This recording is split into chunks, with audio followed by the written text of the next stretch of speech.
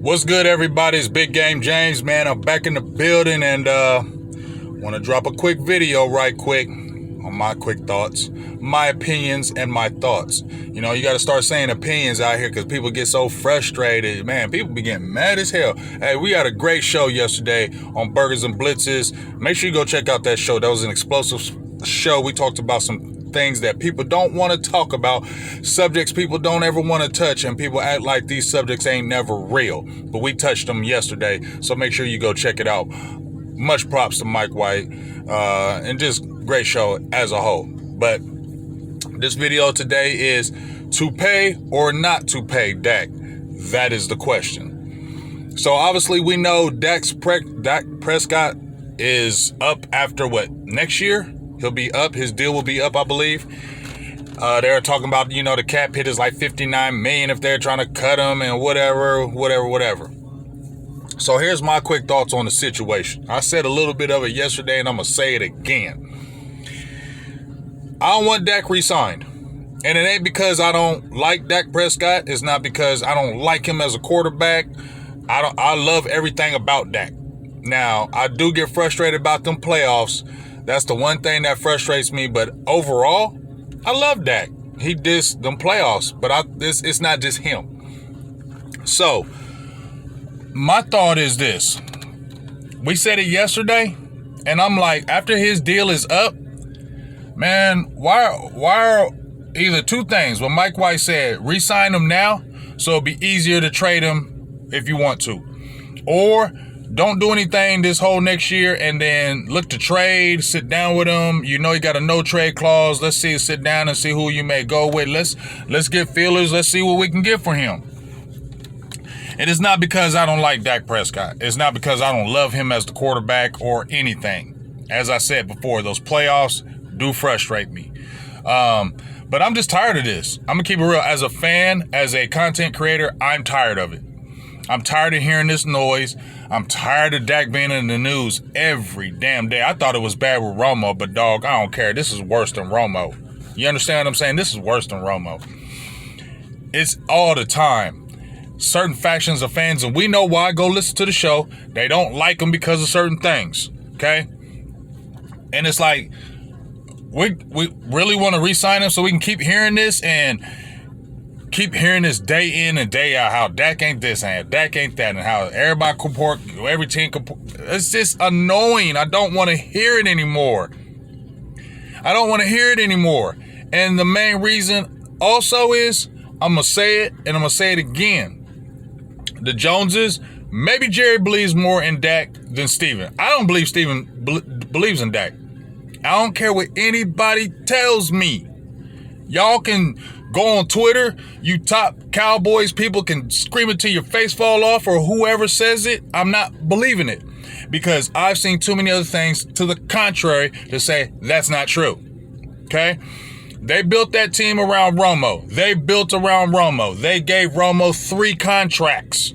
And they weren't in the media causing a stink saying, oh, Romo got to understand. We got to sign DeMarcus Ware, and we got to sign this guy, and we got to sign Ken Hamlin. We got to do this. We got to do that. We got to sign players. So Romo got to take a team-friendly deal. But Romo was pro-Joneses. The Joneses loved him because he sucked up to them Joneses. They was his boy. They was people's. And that's why you saw all that love. Where do you see Dak with the Joneses? Ever. Where? You don't never see him with them Joneses. They don't F with him like that. He don't F with them like that. He ain't the favorite son like Romo was. That's why you saw everything always plush and beautiful for Romo from the organization. It's not like that with Dak because Dak ain't sucking up to them, and they don't like that. And as much as we get on Dak, well, I get on Dak like, man, Dak, why don't you change plays, or why don't you stop being like the yes man? Obviously, you must not be the yes man if you ain't in the Joneses, little cubby hole of who we love. You went in and got a different agent when your contract came up, and you put that crazy stuff in that contract because you knew them Joneses wasn't on you. As I said before, Patrick Mahomes wasn't screaming for his money, was he? Josh Allen? Deshaun Watson, Jalen Hurts, Joe Burrow.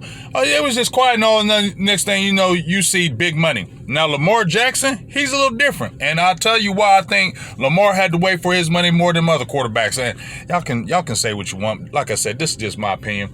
Lamar Jackson can't throw the ball like that, dog. Y'all can say what y'all want, man.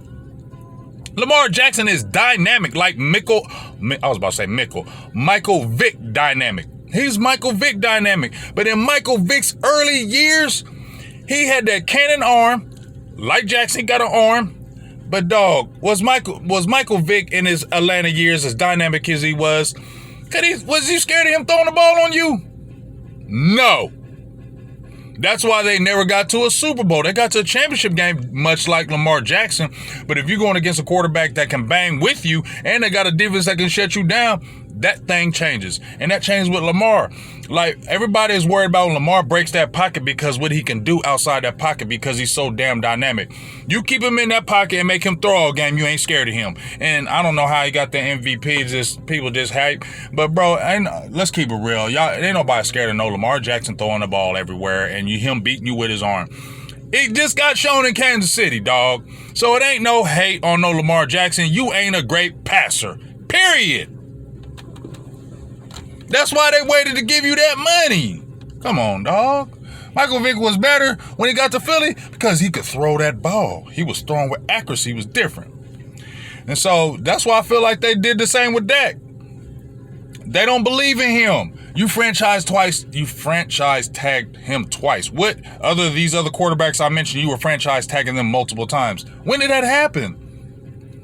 When did they build a team around Dak? Since 2016, as I told you, Ezekiel Elliott, no, he wasn't. He wasn't for Dak. He was for Romo. Don't bring up Amari Cooper because 2016, and then 2017, when they was done with Dez, you had an old-ass Witten, who we talked about, right? And they were always getting undrafted people. Look at all the undrafted people they got put in front of for Dak. After Dez was gone, who else did they have? In 2017, 2018, half the year, they was 3-5? We didn't have no Amari Cooper then, but it was the ship was sinking.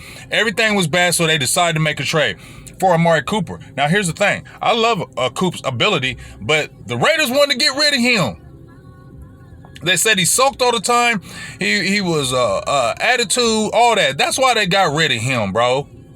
They took a first because he was young and hot at the time. They shipped him out. They didn't want him no more.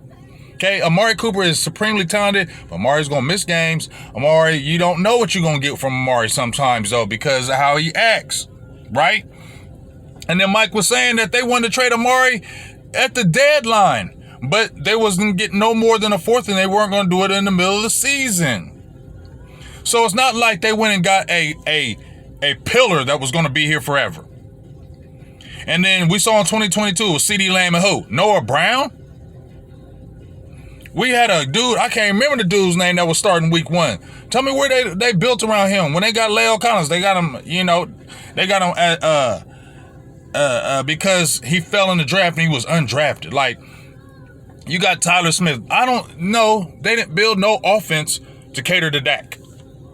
They paid Dak that money and said, make it happen. Do it. Now you that franchise guy, make it happen. Pull water out, make water out of wine. You get what I'm saying? So I don't want to hear that. And I didn't see Stephen Jones in the media with Romo saying, "Oh, he's got to understand. We gotta pay everybody." Stephen Jones is doing it, and you just saw David Moore from the Dallas Morning News or whatever one it is, and they're employed, and he's employed by Jerry. It's been well documented. Now all of a sudden, Blake Bortles, Ryan Tannehill got better playoff records than Dak. The slander begins. We already know how hard it is for Dak. Dallas don't like paying nobody. They make you jump through hoops to get money. Certain people. Trevor Diggs didn't jump through hoops to get his money. They weren't out there saying, well, Trevor Diggs got to understand he ain't played half a year, so we got to, or Terrence Steele. It's always Dak got to understand. Dak got to understand this. Dak got to understand that. That means he don't want them. So why y'all gonna sit there and pay him all this damn money and go in circles? You know why? Because Dak is still an asset to the team because he's a winner. I mean, even though we ain't accomplished jack poo in the playoffs, regular season, Dak That's a good Dak. He's not had a losing season yet. And that's why they want to keep him, because he's keeping Dallas relevant. He's helped keeping Dallas relevant. And as long as Dallas is staying relevant and competitive, Dallas don't want to move away from that. I feel like that's why they paid him the first time. Also, I feel like they was in a rock and hard place. Like, oh, he hurt himself. Everybody screaming, we need to pay him. Let's pay him. But you had to make this dude work. You didn't believe in DeMarcus Lawrence. That's why you said do it again. Because you ain't Khalil Mack. That's what Stephen Jones said. So why he ain't saying stuff about Dak? Why you make a contract like that, Dak? Because you don't trust him and they don't believe, especially Stephen Jones. So why are we playing the game of let's play Dak Prescott and then go through this same BS for the next 5 years? I'd rather see Dak go, try to get something for him, go, and I want you see if you can succeed somewhere else, because I do want to see if you can win somewhere else. I ain't gonna lie. Everybody always talking about the teams would be beating down the door for Dak Prescott, and if he left, he'd be taking other teams to chips. I want to see it. I ain't gonna lie. I want to see if it can really happen. I'm curious. I don't care if you start this thing over. Y'all talking about y'all got a fourth rounder for Trey Lance. They don't like to spend draft picks. A fourth is premium to them. And you ain't got Trey Lance, just to develop him. He ain't played all year. Just to develop him to get him for picks. Okay, when does Dallas ever do that? They're not like that. This ain't the organization that does that. We ain't that organization. I'm not saying we. Dallas ain't that organization. I ain't saying we. Dallas ain't that organization to do that. That was leverage. That was, yeah, we're gonna sign him to be a backup, and if it don't work with you, we got a guy we can see we can do. Come on, man, make it make sense. Y'all really believe Stephen Jones believes in Dak Prescott? No, he don't. So why re-sign him and hear him crying about the salary cap for the next 4-5 years? Why? You got other people up. CeeDee Lamb gonna be $30 million. Michael Parsons probably gonna be $30 million. So y'all got some decisions to make. You can tear it all down and start over. I don't care. Y'all really don't. Y'all can start it over. I'd like to see what y'all can do, because if y'all start it over and it breaks down and Dallas just goes, sorry, maybe that's what Dallas needs to be irrelevant so they can finally get it together and play real football and not play choking football. But that's just my thoughts on it. If they pay Dak, I ain't gonna trip. Dak got paid. But it's just gonna be more drama up in here in Dallas land. So I'm just tired of the drama with him. Y'all fans don't want him. A whole section of fans don't want him. Then let him go somewhere else. Try to get something for him, and then start it all over and see what y'all can do, Dallas. Because Dallas ain't gonna win no chip. Dak ain't gonna win no chip here. He's not. Not in my opinion. Just gonna win and keep relevant. It's gonna be a dirty circle. Then he gonna be too old. Nah, man. Let that man go somewhere else and try to get it. Let that man go somewhere else and try to get in. You try to get something for him. If you got that Trey Lance or just do that and see, Dallas. And once again, this ain't me saying, ooh, Trey Lance is all this and all that. I ain't saying none of that. I'm saying let Dak go because you don't believe in him. You haven't believed in him. You're going to make him fight for the money. If you wanted him already back, you would have already signed him. The price tag keeps going up every day you wait. And if you really want to, Dak said, go ask Steven. That was in the summertime. You could have signed him. You still didn't. A whole summer. You had an opportunity. You didn't. You see what I'm saying? And now, no. Move on, Dak. Move on, Dallas. Figure it out. Start it all over. And let's see how Dallas looks. Big Game James.